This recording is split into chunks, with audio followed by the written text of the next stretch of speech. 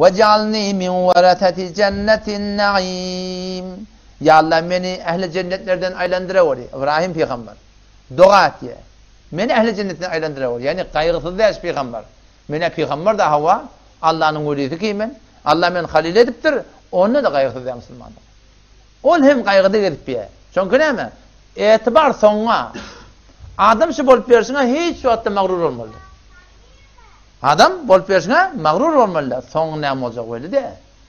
Etibar sonra da yanmen de geriye kam oğlanışa görünmek geriyen. Şu yola giydemizleri ne kadar dostlar tapıllı, ne kadar dostluklar hem ödüllü. Geliyorlar dostluğa, dinin, Kur'an'ın bereketinden muhabbet geliyor, katışı katıyorlar. O peygamberin sakkalını koyup zat edip, sonu olmuyor. Neyin sonu olmuyor? Çünkü korkuda gidilmiyor. Kaygısız gidiliyor. Bolup berisinden eğer insan bir adam Allah'tan hidayet dilesin, Allah şu hidayet etmesin bozuklar de. Bozuklar de bir adam Allah'tan hidayet dilesin, Allah şu hidayet etmesin bozuklar de. Ve bir adam Allah'ın yoluna gelip de Allah'tan istikamet dilesin, Allah şu istikamet vermesin, o da bozuklar de. Ama haçan yadiya, şu insan ödünü müstagni görüyor, kanimet olur. Allah'ın razı edecek, kep çekecekke, gurrun çekecekke, barmak çomolacak zamadan tert bolacak onun bunun gözünün kıyafının gözdelecek şu tutum bilen Allah'ın razı etmek Müslümandan hiç hatta bolmuyor. O zaman şu taydan var ahim, dine şu bolup berişimi avvala şeriata mutabık etmedi. Kirencende millik alamalı. Millik adam hilak ediyor. Birden dastan yardım açıyor. Yankı. Şeyh Şebli'nin gurrun o da. Şeyh Abdullah deyip biri varmıştı. Bağdat'ta diye. Geçen de maldan oradan. 3000 tane şagird. İyile baş olup veren adam. Millik adam hilak ediyor. Bir ulukun takdirin buyuruyor. Köp adam da mın idinna. Bir gün sonradan geliyken öz muridleri bilen başka bir ilk bariyarla belirtti. Yolla botperestleri gördüler diye. Daşındasına inip geldi. Sonra yalvar yalla. Suyu kıyarlı botlan imanla. Yüzüne turup diyerler. Şondasından tavaf et gitti. O zaman yankı Şeyh Abdullah yankılar bıraktı göder. Bulan bort versin oraya. Niye gelip yapılar? Millik bilen etti diyorlar. Her kimin bort versi görende şon ödün yürüyenmeler. Belki şon bort versin yürüyenmeler. Ferezen arakhor desen şu yolun uğrunu görsen içiptir yıkılıp yatıyor. Mın bort versin oraya. Bet bak yok. Onu yürüme ola Allah Teala'nın bende sahip. Şon bolup birisi teleke. Ve telekeden konan dua etmeli. Elhamdülillahillezî afani mimma ibtelâke biyel. Şükür olsun Allah'a ki bana afiyet verdi senin müptela bulanlarından. Ve faddaleni ala kethîr mimmen halaka tefdîlâ. Şu benim dua etmiyorsa da. Ya Allah ben sana giriftar edemem oraya.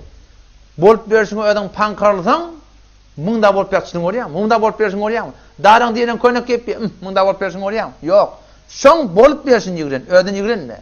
Şayet ol evursun, erti tövbe etsin. Şayet şu mellik derekli, ödün ulukhan saymaklı derekli Allah men tuttun. Yankı Şeyh Abdullah, botperestler gördü, bulan bolup bersin koyan. Daşında şeyler. İnsan mı camışlardan? Nece hayvan bular? Şona edip diye geçti diye adam. Haber nereden? Anadolu'dan berketi var. Neyse kıyıda olan Yahudi. Su alıp doğru diye.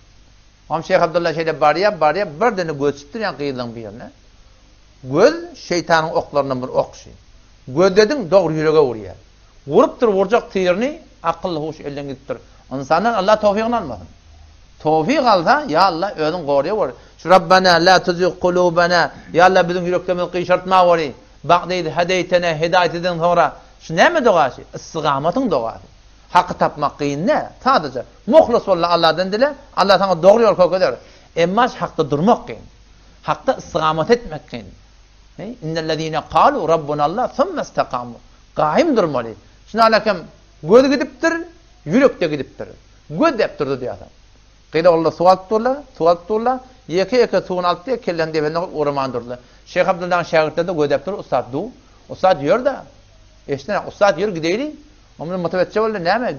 Gidiverin deyip. Nereye gidiverin ben baranı? O şagirdleri de çok tutturacağım. Ustad ne mi? Şu kıyıdı o depti.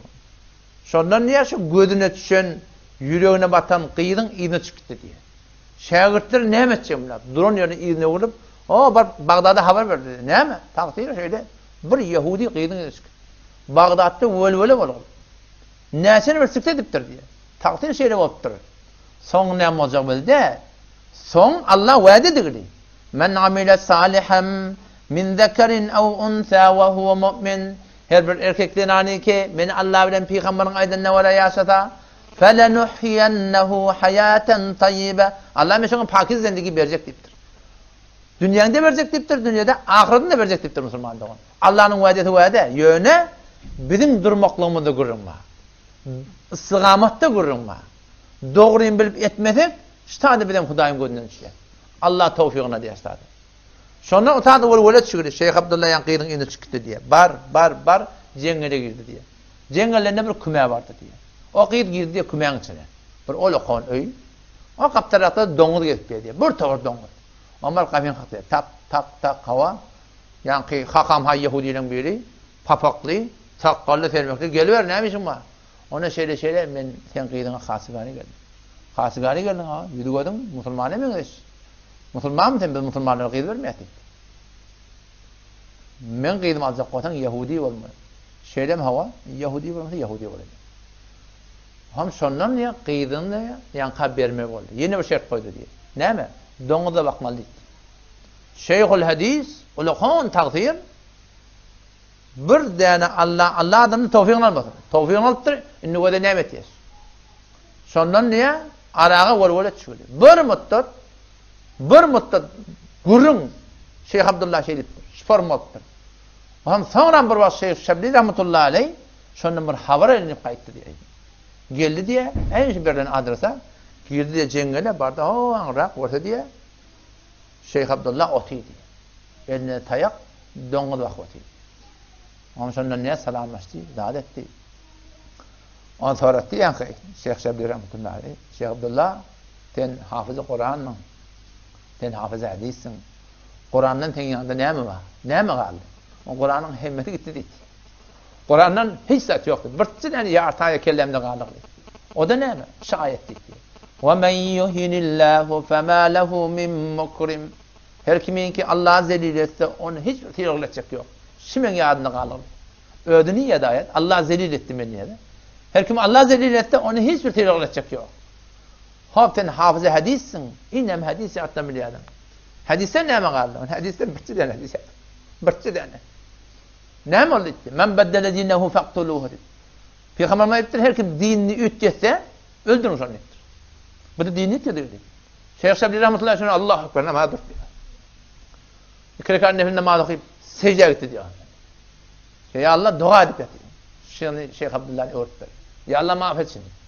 Ya Allah bağışlasın. Bir vakit sonra elim orada diye bir arkanda olsa Şeyh Abdullah ne mi? Şeyh Şebli tur ditti. Sen ayet yanım bol ditti. Kur'an'a geldi zahine. Hadise zahine geldi. Yürü gidelim ditti.